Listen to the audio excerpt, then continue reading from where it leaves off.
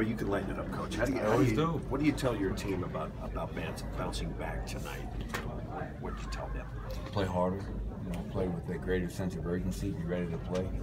All those things. Last night, before turning the page, we looked at film from last night, all the things that we didn't do well, defensively, offensively, the turnovers in that second quarter. And, we knew we'd get a very spirited Sacramento team after that trade. A bunch of guys wanting to show their worth and their value, and their bench dominated the game. The two young guys, and Cauley Stein and Scal. But, tonight, do not look at records, do not look at 14 losses in a row, because that's how you get yourself into trouble. And we have to be ready to play from Jump Street. They kicked their butt in Brooklyn. We made a valiant effort to come back in the game, but we can't get down by 29 points before we try to start playing. They've beaten you 6 in a row. What have they done that has been difficult for your team to beat them? Well, I was only here for 3 of those, thank goodness. I didn't blame it all on you. Yeah, thank you. Last year, it was a Joe Johnson buzzer beater. And then here it was a Brook Lopez tip-in, so we lost at the buzzer twice. At their place, they jumped on us 15-2, not ready to play. Turnover 17 for 27 points. They had 58 in our paint. Lopez, picked us apart from the low post, finding cutters. So we just have to, get back to playing with more pace, more purpose. You go back to that Golden State game, not just because we made shots, but we played with great pace in everything that we did. In the last couple of games, we're having a hard time scoring 100 points. And that hasn't been the case for a long, long time. So just getting back to moving, cutting, playing with purpose. And if we do that, I think we give ourselves a good chance. It seems like Nikola has been a little discombobulated the last couple of games. He hasn't shot well. He doesn't look like the same guy. What can you do to get him going tonight? Yeah, I spent some time with him this afternoon trying to, figure out what's going on. Obviously, I would agree with your assessment. I don't know if my word would have been discombobulated, but somewhere in that realm. But, we need him, we have to get him back. There's a lot of pressure on a 21-year-old kid who just turned 22, I guess, to kind of lead us to the playoffs. Maybe that gets to him a little bit. And I know he's tired. He went down to the All-Star break fatigued, and obviously he's very busy down there. But play through him more, and the guys around him have to help him out. If we're not cutting, we're not running, we're not allowing him to be the player that he is. And that's when we're at our best. So our guys have to help Nikola as well. Is everybody available again tonight? Yes, to my knowledge, everybody except for Big Roy. Roy is not in the building yet, but I think everybody else should be available to go. Emmanuel and Durrell did not play last night. Right. Do they have a better chance of playing tonight on the second night of the back-to-back? Possibly. Yeah, the reality is this: with 25 games to go, can't play everybody. So those are the decisions that are made. Last night went with Jameer Nelson as our starter, and Jamal Murray as our backup. And I'll probably go with that for the next couple of games and see where that takes us. That doesn't mean that Emmanuel is completely done with and he's not part of the team anymore. By no means is that the case. But I can only pick 4 guys to play in the backcourt, and right now I'm going to go with Jameer, Jamal, Gary, and Will Barton as those 4 backcourt guys. You mentioned a little fatigue for Jokic. Is there anything that you do differently in terms of whether it's his preparation or games to help him kind of get through some of that? Yeah, it's we've been as smart as possible, if you will, in terms of trying to really take it easier on our guys. This late in the year, practice time is tough. Prior to, I think it was Tuesday evening, that was the first time we had a real practice in probably a month. So, just being smart about his minutes, not overloading him. When we do have practice days, making sure we're not doing too much, and, monitoring his minutes, I guess. But it's a grind, and everybody's tired. And I think we have to find a way to be very mentally tough to fight through that fatigue.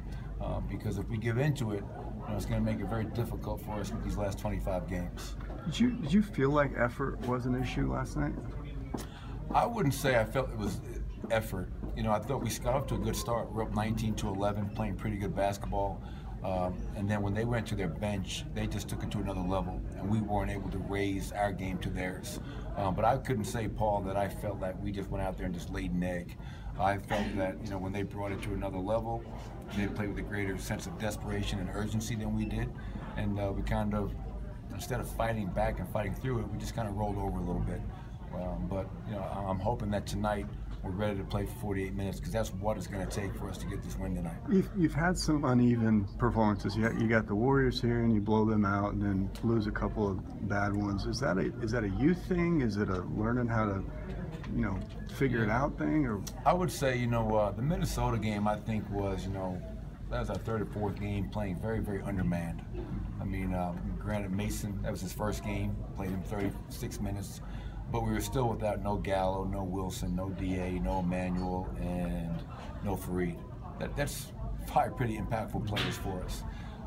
Last night, obviously, I think it was a situation where guys were probably taking a deep breath. That trade deadline had come and gone, relaxed a little bit, and they had a bunch of young, hungry players who were ready to show that we're a pretty good team, even without DeMarcus Cousins. But I'll be able to better answer your question in the coming days, because if this is something that becomes a nightly occurrence, then we have an issue. If it was just hopefully just a small bump on the road to trying to be a playoff team, then hopefully that's just a young team gaining experience and learning from their mistakes. When do you expect Roy to be able to be here? He was supposed to be here today. I think he had some difficulties with his flight getting here, so I think he should arrive sometime this evening. Brooklyn's very good at spreading the court, driving, cutting. Does that make it more of the emphasis more of an individual defensive effort, or is it more of a team thing? And where do you think the issues are, more on the individual level or team level? I would say, great cutting team, and when you have a low post big, as in Brook Lopez, who's such a good passer and willing passer, that you need all parties involved. Your weak side has to protect, give you help, tag those cutters. You can't leave it all on that big on an island and the man guarding the cutter all by himself. So it's 5 guys defending against 1. And then in terms of guarding the ball, just like dribble penetration, we have to take that challenge on individually, one-on-one. Stop relying on the help behind you. Know that it's there, but guard your man. Really, that's been something that I've said all throughout the season. We have to get a lot better at guarding your man one-on-one, containing the basketball, and not allowing people to live in our paint, because that just opens up offensive rebounds and kick-out threes. And this team takes a lot of three-point shots, so we don't want to obviously foster their three-point shooting tonight. Coach, one more thing on sack last night. Something that's made you guys so successful on offense is obviously how free-flowing you are, how much movement there is in that part of the court. Did you feel like there was enough of that on the offensive end of the floor last night? No, and I kind of alluded to that earlier, Harrison. I think we were very easy to guard, and if we want Nicole to be the featured big man that he is, we have to help him out by running the floor.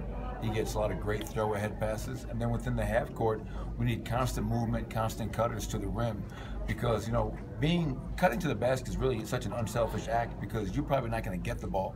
But what happens is when you cut, you collapse the defense and you open up a shot behind you.